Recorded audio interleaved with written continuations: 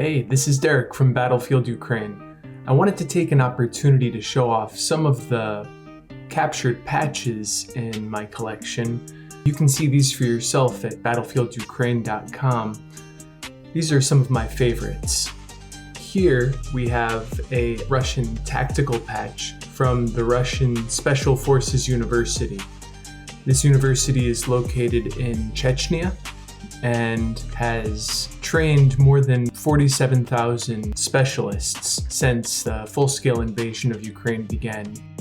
This patch is a tactical patch, meaning that it is made out of silicone, but it still has that loop and hook backing to it so you can attach it to hats, backpacks.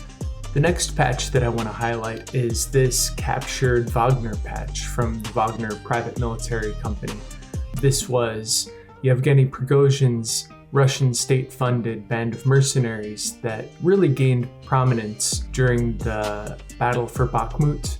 They were known for sending in wave after wave after wave of criminals out of prisons, and kind of pioneered the modern use of the meat wave assault, which put a very low value on human life and used people and I guess the extermination of their own soldiers to highlight where the Ukrainian defenses were located so that they could follow that up with more trained mercenaries and stand a little better chance of capturing those positions.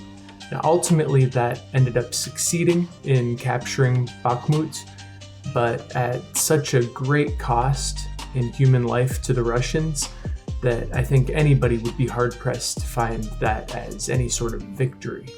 This patch shows the Shaka gesture, which kind of became a hand signal for Soldier of Fortune, starting with the film 13 Hours in 2016, which shows American military contractors in Benghazi. And then it was kind of co-opted by Russian mercenaries and is really kind of a way to show each other that I'm in the know.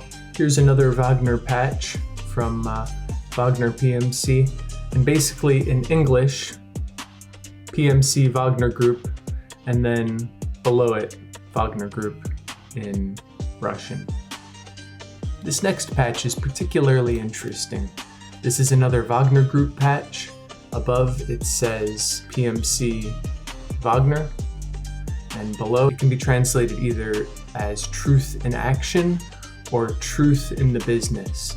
And then in the middle of the patch, it bears the image of Yevgeny Prigozhin, who is, or was, depending on your perspective on this, the founder and leader of Wagner Group.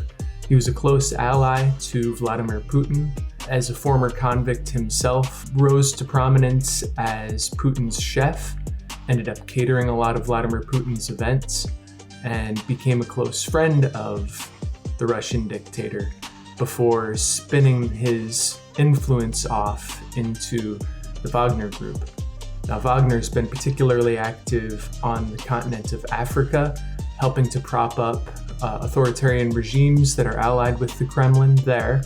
And then in 2022, 2023, the group entered Ukraine and began a series of really vicious assaults, mostly to their own mercenaries. Now, ultimately, Yevgeny Prigozhin ended up leading a coup against Moscow. He had a big convoy of mercenaries. They made it fairly close to Moscow before he struck some sort of deal with the Kremlin and expatted to Belarus. And then a couple months after, his plane, his private jet, was shot down after leaving St. Petersburg. Now, there's speculation that Yevgeny Prigozhin may actually be hiding out somewhere, that this was kind of a Machiavellian death, that he's actually alive. I haven't seen any evidence to that, but in support of that, we didn't actually see a dead Yevgeny Prigozhin. So it is entirely possible that he's somewhere on a tropical island drinking vodka with his friends and, under a different name. So Like the other Wagner patches, this is embroidered, and it is loop and hook on the back, so you can attach it to anything with Velcro. This captured Russian patch is another Wagner patch. It says up here, Wagner PMC, and then below here, it says blood, honor, motherland, courage. I know the blood definitely holds true, and I guess depending on how you look at it, courage too.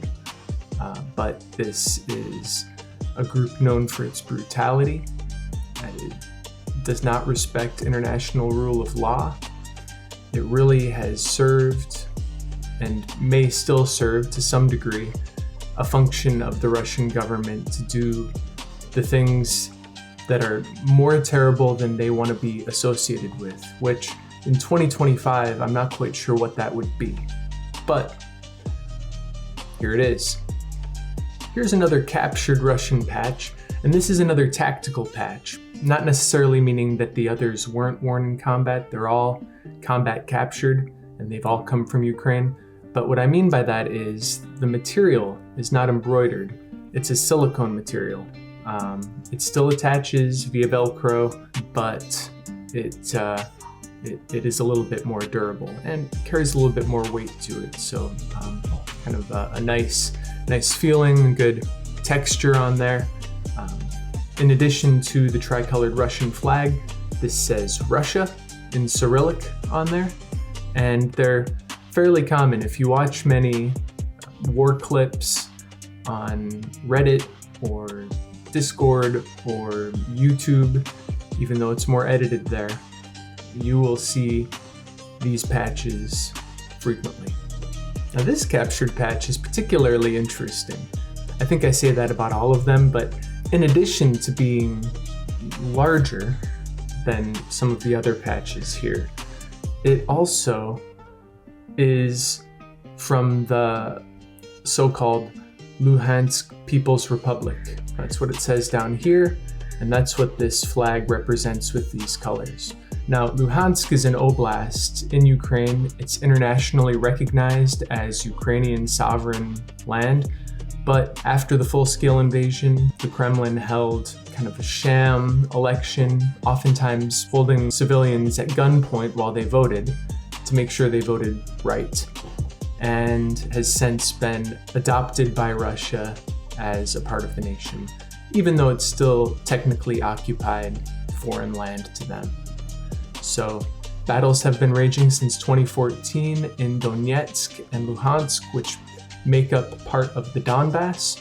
It's the area that Putin has said that he's most interested in reclaiming for Russia, even though I think most people can agree that he really is interested in continuing his invasion past the Donbass into the entirety of Ukraine, and then once that happens, we'll continue on into Poland and the rest of Europe.